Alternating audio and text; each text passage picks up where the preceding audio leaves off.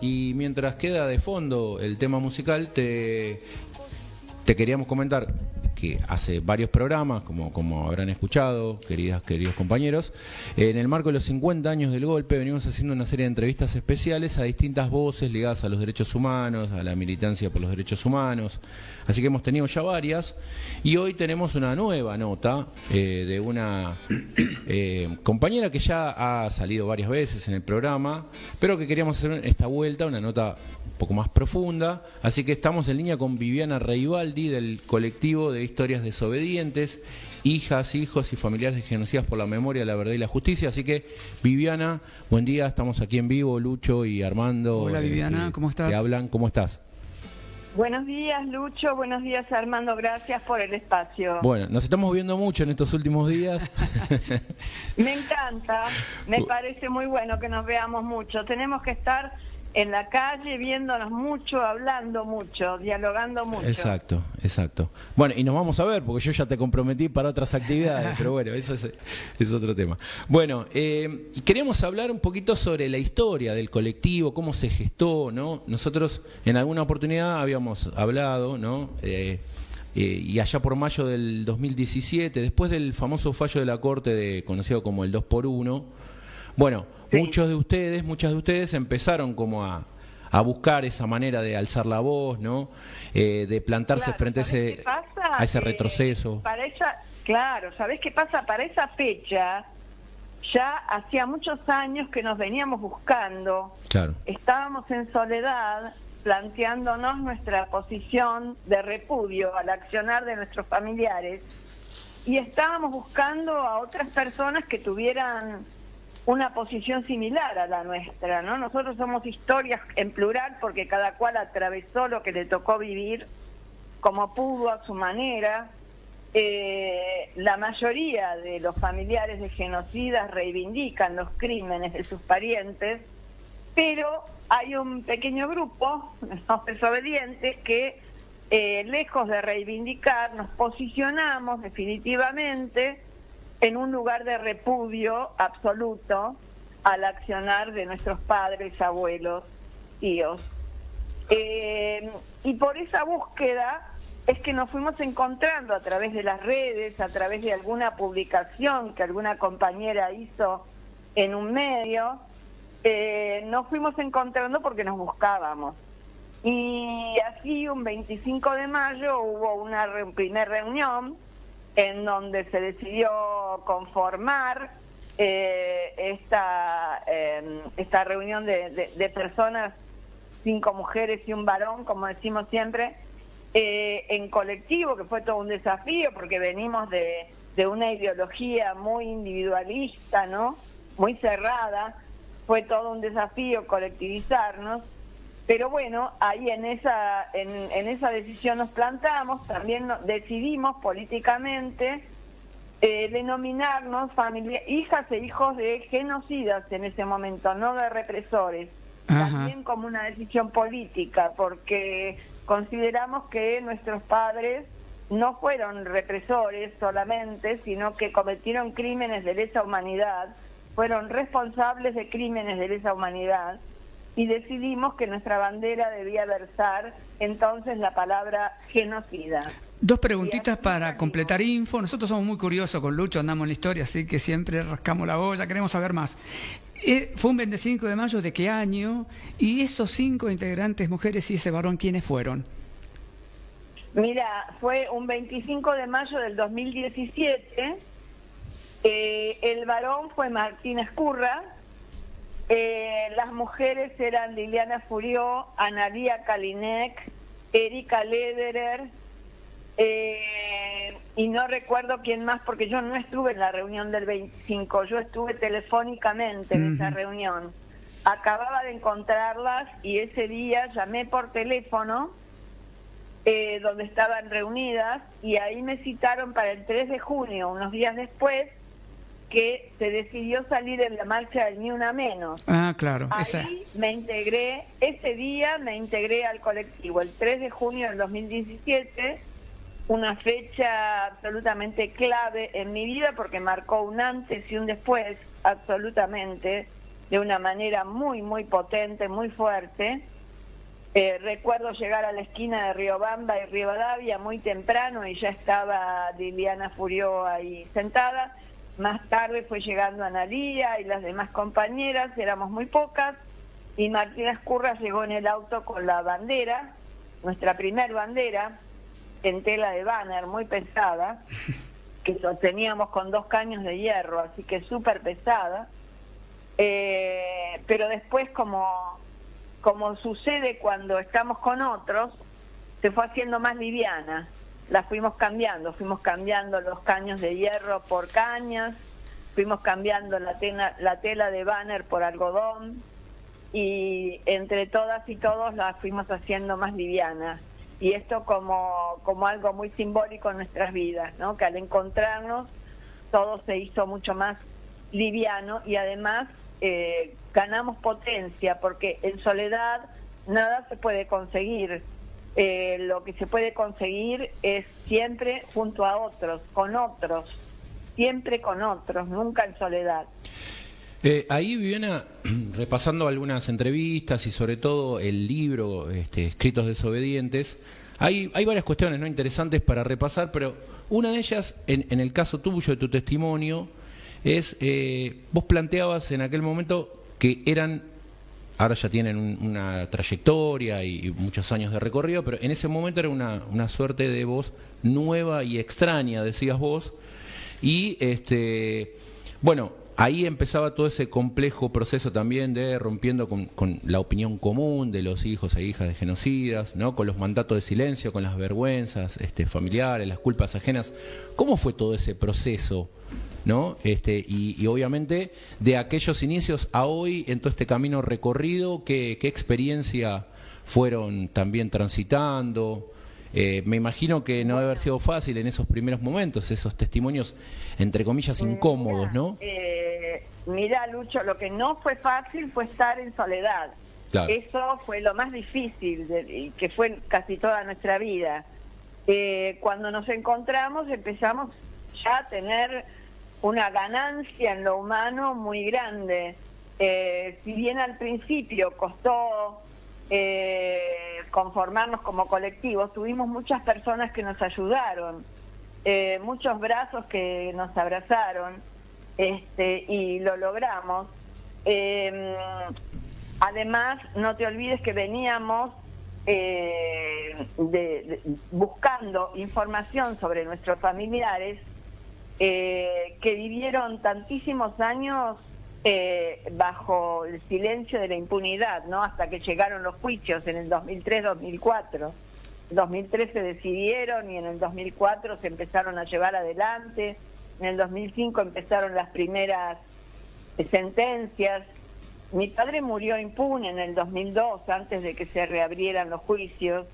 Él fue oficial del Servicio de Informaciones del Ejército, Batallón 601, en la esquina emblemática de Viamonte y Callao. Ahí siempre revistó, desde muy joven. Fue un oficial que tuvo muy pocos cambios de destino, prácticamente no tuvo en su carrera cambios de destino. Estuvo siempre ahí revistando en el Batallón 601. Así que estos años de Historias Desobedientes, a mí, en lo personal, me permitió un crecimiento y un posicionamiento muy firme de repudio en relación al accionar de mi padre, porque pude encontrarme con documentación que yo no había alcanzado.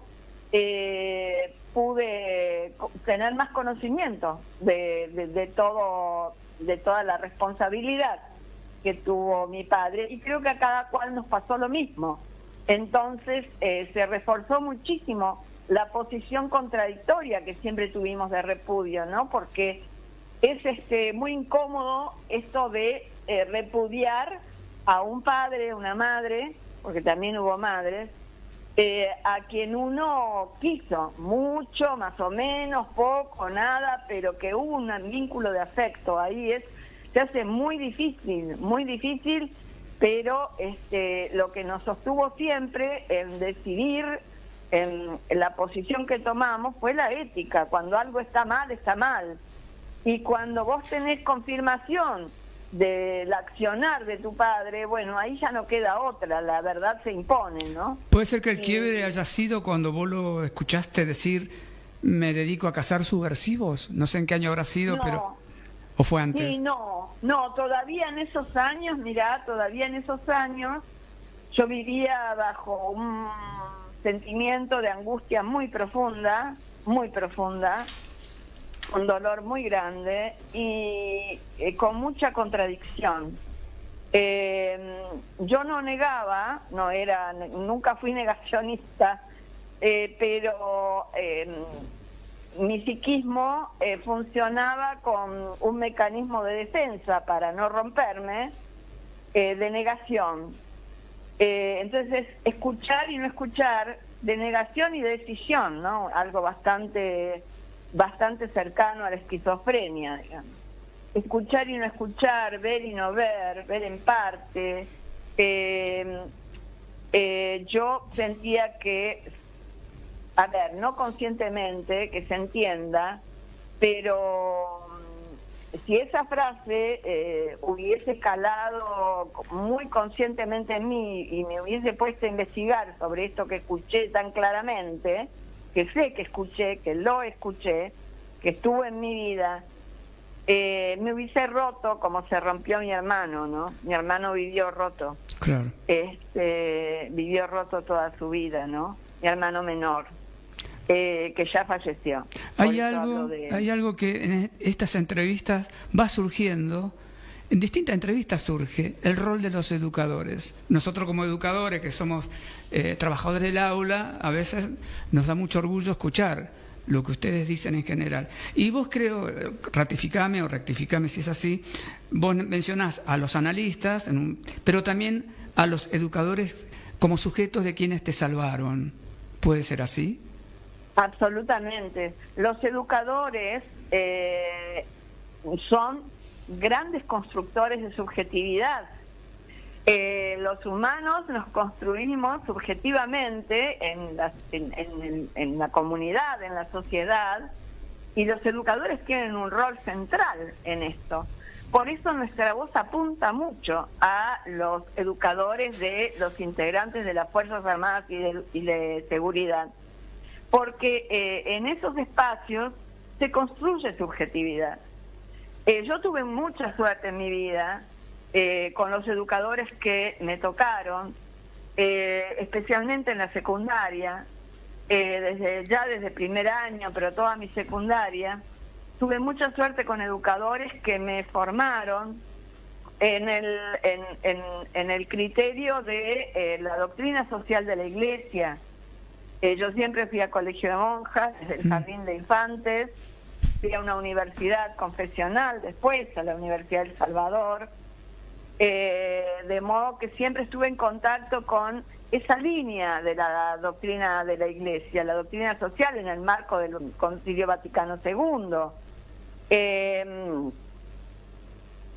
De forma tal que toda esa ideología, esa manera de ver la vida, de ver a lo humano, caló hondo en mí y no pudo ganar la visión individualista, sectaria, que había en la familia, inevitablemente. Todo lo que no era cercano a la familia militar era peligroso, no convenía, era el enemigo, digamos, de algún modo, ¿no?